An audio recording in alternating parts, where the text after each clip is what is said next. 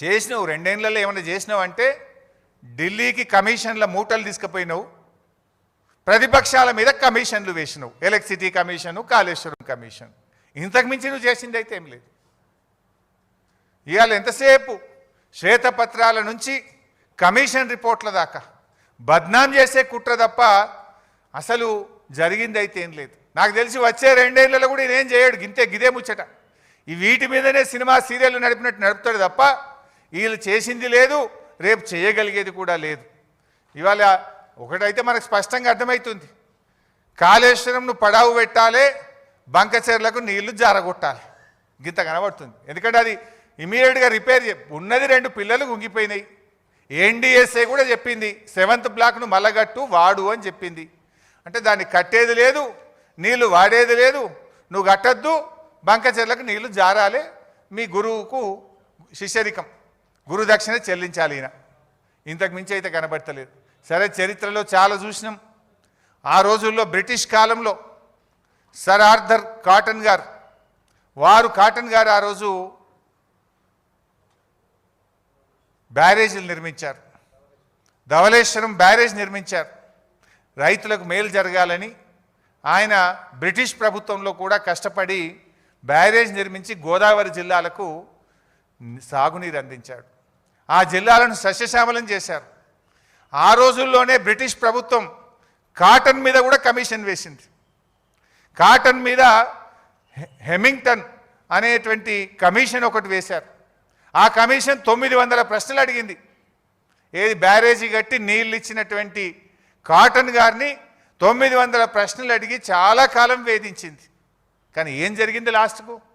ఇప్పటికీ కూడా sir Arthur cotton గారు ఆ గోదావరి జిల్లాల ప్రజల గుండెల్లో నిలబడి ఉన్నాడు. ఈరోజు కూడా ఆయనని ఇప్పటికి కూడా దేవుళ్లాగా కొలుస్తూ ఉంటారు. నేను ఈరోజు చెప్తా ఉన్నా, డెఫినెట్గా కేసీఆర్ గారు కూడా రేపు చరిత్ర పుటల్లో తెలంగాణ ప్రజల గుండెల్లో శాశ్వతంగా నిలిచిపోతాడు. ముమ్మాటికి కాళేశ్వరం తెలంగాణకు వరప్రదాయినే, తెలంగాణ భవిష్యత్తుకు ఒక గుండెకాయ లాంటిది కాళేశ్వరం ప్రాజెక్ట్. అఫ్కోర్స్ ఈ విషయం రేవంత్ రెడ్డి కూడా తెలుసు. నేను జోక్ చేస్తలేను, సీరియస్గా అంటున్నా. ఎందుకు ఈ మాట అంటున్నా చెప్పాలనా? కాళేశ్వరం కూలిందనేది ఆయన్నే.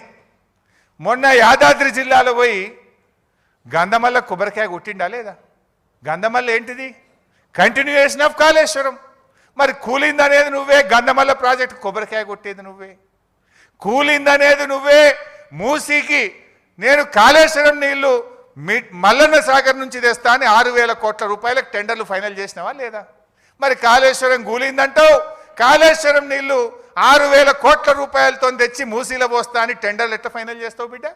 అంటే నువ్వు అబద్ధాలు చెప్తున్నావు, గోబలు చెప్తున్నావు. సో ఎప్పటికైనా కేసీఆర్ చేసిన నిర్ణయం తన కోసం కాదు, 100 ఏళ్ల రాష్ట్ర భవిష్యత్తు కోసం ఆలోచించి కేసీఆర్ గారు మల్లన్న సాగర్ లాంటి ప్రాజెక్టులను, కాళేశ్వరం ప్రాజెక్టును వారు నిర్మించడం జరిగింది. ఇక ఉత్తమ్ కుమార్ రెడ్డి నిన్న ఇంకో మాట మాట్లాడి, ఆయన మాట్లాడుకుంటూ లేదు మేము ప్రాణహిత చేవెళ్ళ ప్రాజెక్టులో అదేంది 11,000 కోట్ల రూపాయలు ఖర్చు పెట్టినాం, రాష్ట్రం ఏర్పడే వరకే దాదాపు 32% ఖర్చు పెట్టినాం అన్నాడు. ఆయన బిల్డప్ ఎట్లుంటుందంటే ఇక సత్యహరిశ్చంద్రునికి తమ్ముని లెక్క బిల్డప్ ఇస్తాడు. సత్యహరిశ్చంద్రుడే దిగచ్చిండా, అబ్బా ఉత్తమ్ కుమార్ రెడ్డి ఇంత నిజాయితీగా మాట్లాడిండా అని మాట్లాడతాడు. ఆస్కార్ అవార్డు ఇవ్వచ్చు ఆయనకు. వాస్తవానికి చెప్పాలంటే 2014 రాష్ట్రం ఏర్పడే నాటికి ప్రాణహిత చేవెళ్లలో పెట్టిన ఖర్చు కేవలం 3,700 కోట్లు మాత్రమే. మీరు చేసిన పనులు కేవలం 3,700 కోట్లు మాత్రమే, నాట్ ఈవెన్ 10%. కానీ ఆయన ఏం చెప్పిండు నిన్న? 11,000 కోట్ల రూపాయల పనులు చేసినాం, 32% పని చేసినాం. అబద్ధాలకు కూడా హద్దు పద్దు ఉండాలి.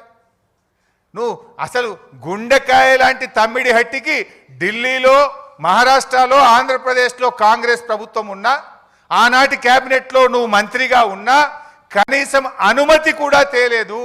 నా సిడబ్ల్యూసి అనుమతి తేలేదు, నా మహారాష్ట్రతో ఒప్పందం చేయలేదు. ఇంకా సిగ్గు లేకుండా 32% పనులు చేసినాం. కమిషన్లు దొబ్బిండ్రు మీరు. ఆ రోజు మొబిలైజేషన్ అడ్వాన్స్ పేరు మీద, సర్వే అండ్ మొబిలైజేషన్ అడ్వాన్స్ పేరు మీద 2300 కోట్ల రూపాయలు జేబులు నింపుకున్నారు, కమిషన్లు దొబ్బినరు, ప్రజలకు అన్యాయం చేసిండ్రు. 4 ఏళ్ల ప్రాజెక్టు పూర్తి చేస్తామన్నారు. 7 ఏళ్ళు అధికారంలో ఉంటే తట్టెడు మట్టి కూడా తమ్మిడిహట్టి దగ్గర తవ్వకుండా ఈ రాష్ట్రానికి అన్యాయం చేసింది కాంగ్రెస్ పార్టీ. ఇంకా మీరు ఈరోజు మాట్లాడుతూ ఉన్నారు. ఇకపోతే కాళేశ్వరం మీద నిన్న గవర్నమెంట్ ఒక 60 పేజీల రిపోర్ట్ బయట పెట్టింది. సరే, నేను ఇందాకే చెప్పిన నిజాలేంది అబద్ధాలేంది 650 పేజీల రిపోర్ట్ పెట్టే బయటకు వస్తుంది. బట్ నిన్న గవర్నమెంట్ చెప్పిన దాంట్లో 4 అంశాలు ప్రధానంగా చెప్పారు. ఒకటేమో తమ్మిడిహట్టి నుంచి మేడిగడ్డకు మార్చినటువంటిది అది సిన్సియర్గా హానెస్ట్గా అనిపించలేదు అనేది ఒక కామెంట్ చూశాను నిన్న. రెండవది, రిటైర్డ్ ఇంజనీర్లు మేడిగడ్డ దగ్గర నిపుణుల కమిటీ మేడిగడ్డను వద్దన్నదని ఒక 50 సార్లు రాసిండ్రు నిన్న. దాని సంగతి ఏందో ఇప్పుడు బట్టలు పెట్టేట్టు చెప్తా వీళ్ళది. నిపుణుల కమిటీ మేడిగడ్డను వద్దన్నదట. ఇక మూడో విషయం ఏం చెప్పే ప్రయత్నం చేసిందంటే క్యాబినెట్ ఆమోదం లేదు అని చెప్పే ప్రయత్నం చేసిండ్రు. ఈ 3-4 విషయాల మీద నేను ఆరోపణలు చేయను, నిజాలు ఆధారాలతో సహా చూపిస్తాను. సో ఫస్ట్ దానికి పోదామిగా. తమ్మిడిహట్టి వద్ద నీటి లభ్యత లేకపోవడం, అసలు అది తమ్మిడిహట్టి నుంచి మేడిగడ్డకు మార్చడం మాకేదో సిన్సియర్గా అనిపించలేదు అన్నారు. ఒకసారి లెట్ us సీ దట్. ఇది నేను చెప్తున్నది అయితే కాదు, ఇది కేంద్ర ప్రభుత్వం సెంట్రల్ వాటర్ కమిషన్ మనకు రాసిన లేఖ, లెటర్ నంబర్ 1. ఇది 18/2/2015 మన రాష్ట్రానికి వచ్చింది. ఇందులో ఏం రాశారో ఒకసారి చదివి వినిపిస్తాను.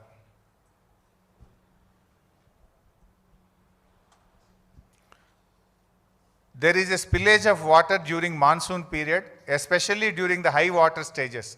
It has been estimated that approximately 70.2 TMC of water is spilling, corresponding to 75% dependable year based on proposed pumping provision for the submitted proposal. In case there arises a need to release of ecological flows as one of the condition in general being imposed nowadays by MOEF, wherein 30% monsoon flows, 25% non-monsoon flows and 20% in lean season corresponding to 75% dependable year is being advocated to be released. Under such circumstances, the proposed diversion of 160 TMC of water may not be available for utilizations. The strategy to meet out planned utilizations under such circumstances may be clearly brought out. చాలా స్పష్టంగా మీరు ecological flows release చేయాలనేది కేంద్ర పర్యావరణ శాఖ నిబంధన ఉంది. దాని ప్రకారంగా విడుదల చేస్తే మీకు 160 టీఎంసీల నీళ్లు ఉండవు అని 18 ఫిబ్రవరి 2015 ఒక లేఖ వచ్చింది. తర్వాత ఇంకొక లేఖ వచ్చింది 4th మార్చ్ 2015.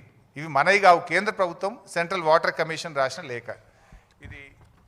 ఇది letter front page and I will read out the comments. చాలా డీటెయిల్గా చెప్పినారు కానీ నేను సింపుల్గా చెప్పే ప్రయత్నం చేస్తా, time. As evident from detailed water availability studies carried out by the project authorities and this office in last few years, the net water availability at the barrage location is about 165 TMC at 75% dependability, which includes perceived surpluses from the share of upper riparian states of 63 TMC.